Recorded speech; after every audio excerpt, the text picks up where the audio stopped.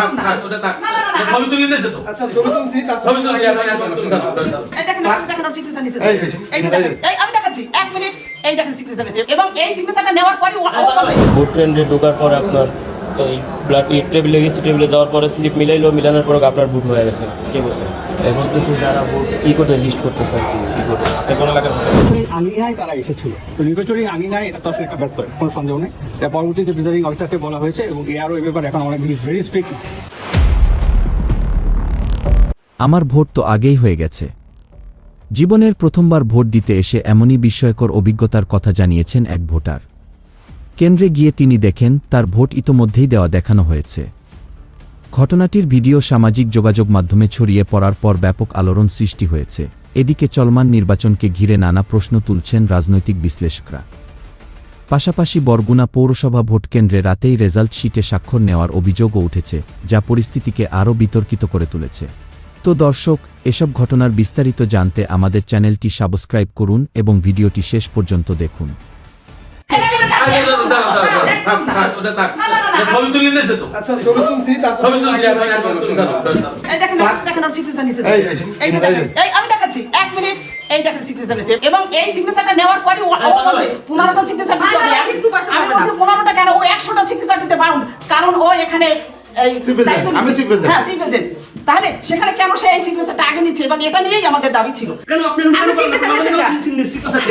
এটা কি কোনো দোষ করছি? দোষ হয়েছে এদের একদম দায়িত্ববান ব্যক্তি এনেছে, এই যে স্বাক্ষর নিয়েছি। দায়িত্ববান ব্যক্তি কে? কালকে ভোট গণনা সভা কে থাকবেন? অমুক থাকবে, ঠিক আছে, একটা স্বাক্ষর দেন। কালকে আমি থাকবো না, আপনি এরকম বলছেন, আপনি যে ইসে দিতে আপনি বলছেন যে এখানে কিন্তু 15টা সিগনেচার দিতে হবে। ও যখন একটা ও যখন একটাই সিগনেচার দিয়েছে তখন দিতেছে আর বলতেছে আচ্ছা আপনি এটা কিসের সিগনেচার নিচ্ছেন, তখন আপনি বলছেন যে এটা ভোট গণনার পরে যে আপনার সিগনেচার গুলো দিতে হবে, এখানে তো অনেকগুলো 15টা সিগনেচার, এই জন্য আমরা আগে নিয়ে কাজ আগাই রাখতেছি। এরপরে যখন আমি বলছি যে আপনি তাহলে এই সিগনেচারটা কেন নিচ্ছেন,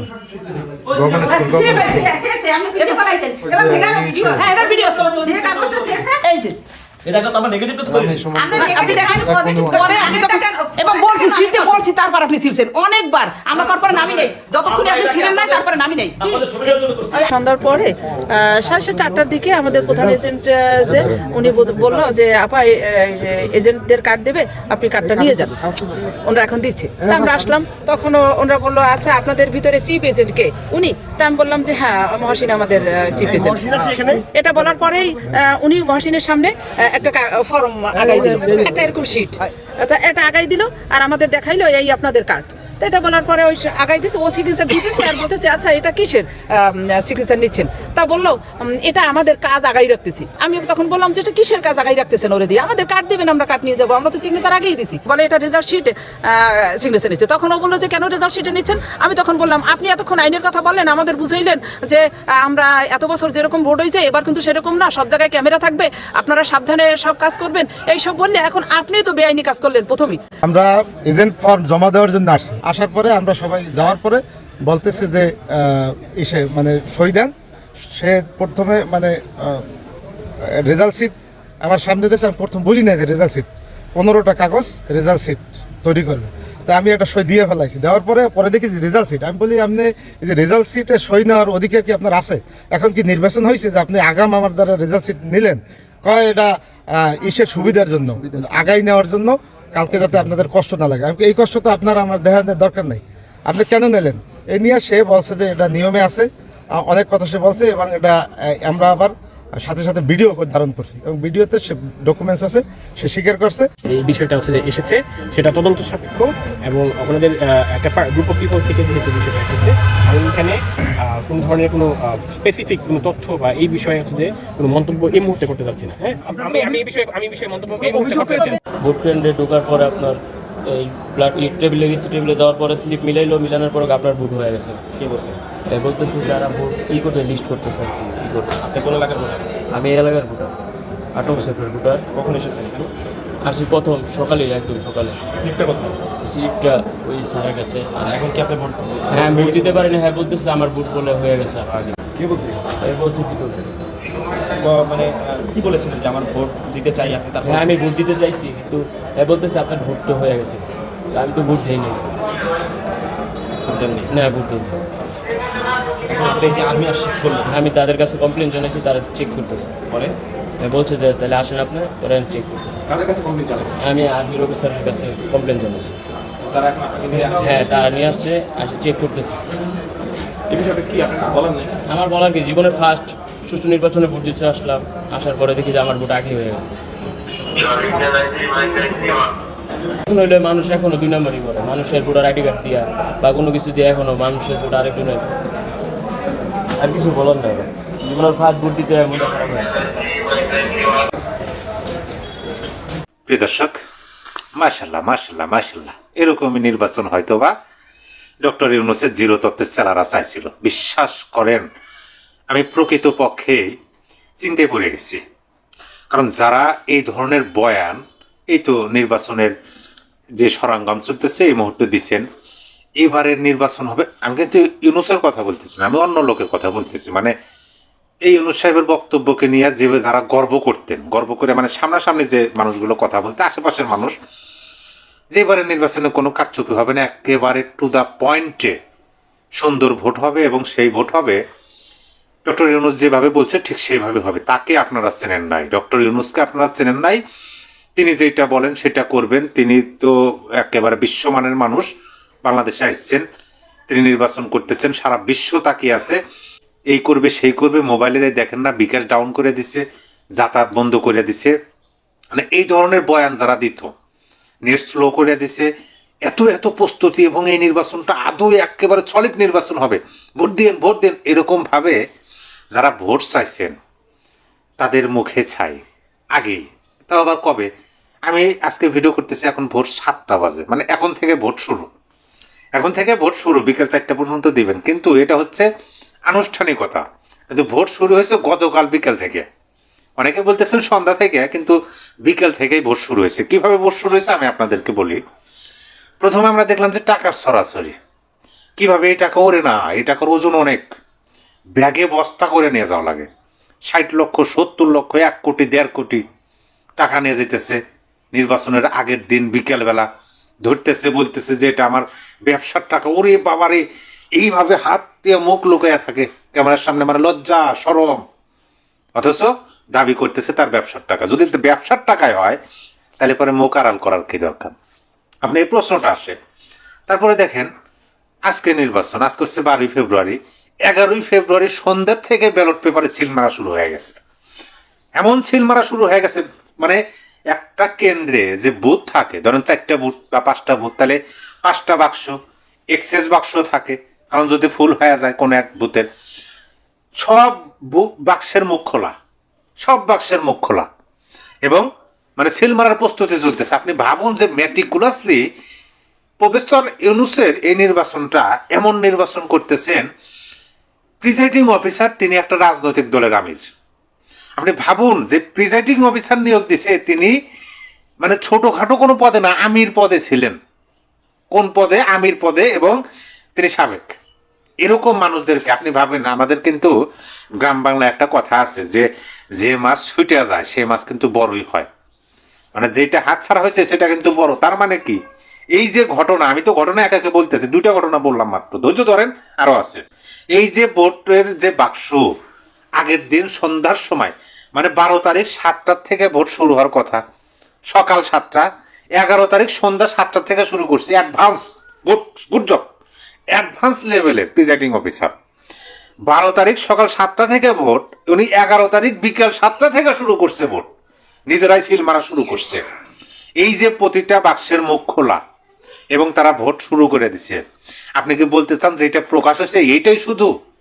দেখেন অনেক আছে যেগুলো প্রকাশই হয় নাই, এইটা দেখে সচেতন হয়ে গেছে, তারা অন্য মেটিকুলাস চালাইছে, অন্যভাবে চালাইছে, এই সন্দেহটা আমরা করতে পারি। আচ্ছা, তাহলে কি গেল? টাকার বস্তা, তারপরে ভোটের বাক্স খোলা।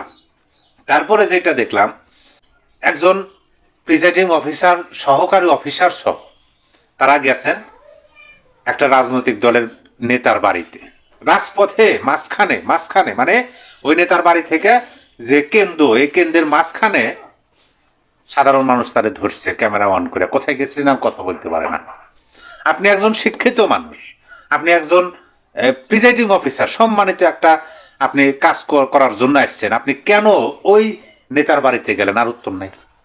ঢাকা বিশ্ববিদ্যালয় কেন্দ্র দখলকে কেন্দ্র করে সংঘর্ষ, ওমর গোমর শব্দ আসতেছে, শুধু কিসের তা জানি না, গুলির শব্দ না বোমার শব্দ সেটা জানি না, ওই রকমই শোনা যায়, কিন্তু কেন্দ্র দখলে রাত ভরা পাল্টাপাল্টি শুরু হয়েছে। আরো যে ঘটনাগুলো ঘটছে সেই ঘটনাগুলো আপনাদেরকে একটু বলি। সকল ঘটনা মানে এত এত ঘটনা মনেও থাকে না, তবে এটা বলবো যে ইউনূসের ঐতিহাসিক নির্বাচন বা ইতিহাসের শ্রেষ্ঠ নির্বাচন আমরা সন্ধ্যা থেকেই ভোট দেখার সৌভাগ্য অর্জন করছি। এটা কিন্তু আমাদের কপাল। মানে আগের দিন সন্ধ্যাবেলা, যেদিন ভোট, আর আগের দিন সন্ধ্যাবেলা থেকে ভোট দেখা আমরা শুরু করে দিচ্ছি। এটা কিন্তু কপাল লাগে, নসিব লাগে, সবাই পারে না। ডক্টর ইউনূস বলে সম্ভব। এই নির্বাচন হচ্ছে ইতিহাসের সেরা নির্বাচন।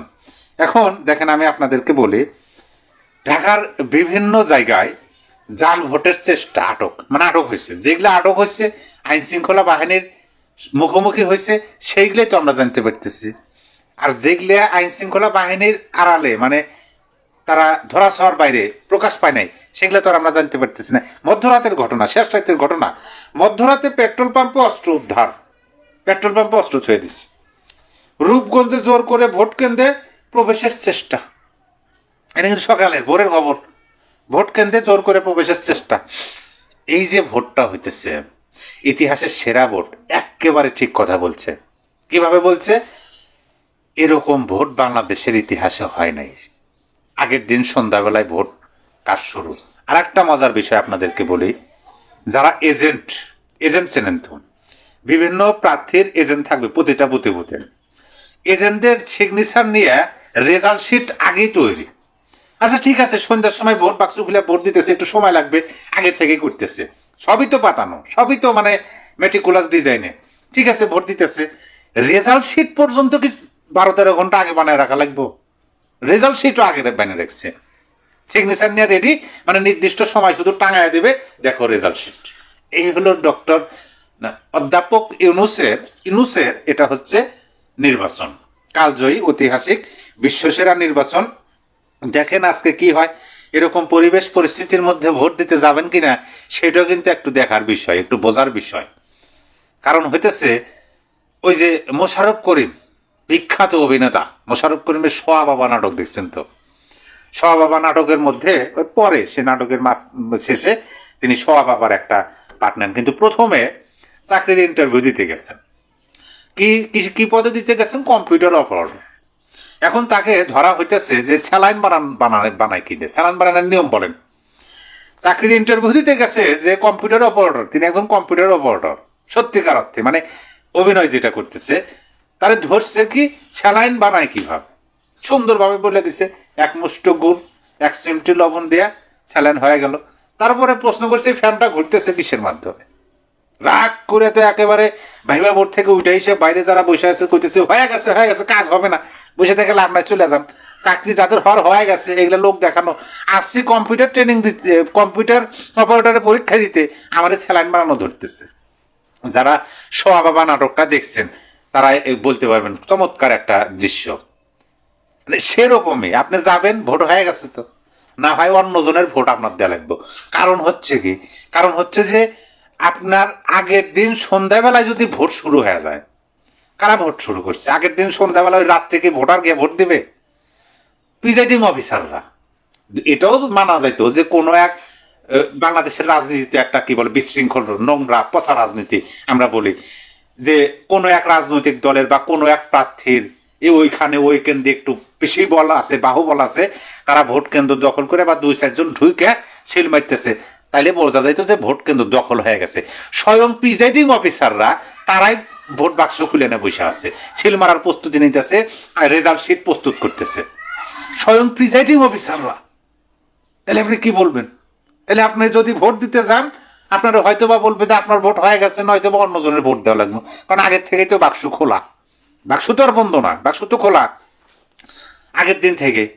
দেখেন টাকা সরাসরি, কত টাকা কোন দিকে কিভাবে গেল, একজন ধরা পড়ছে, 2 জন ধরা পড়ছে, আর একজনের গাড়ির মধ্যে ধরা পড়ছে।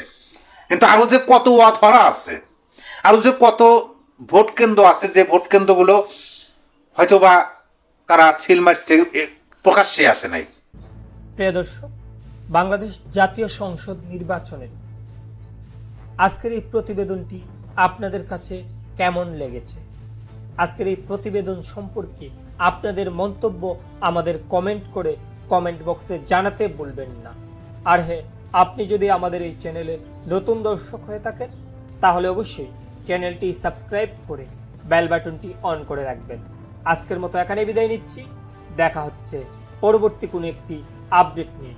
ভালো থাকবেন সবাই, ধন্যবাদ সবাইকে।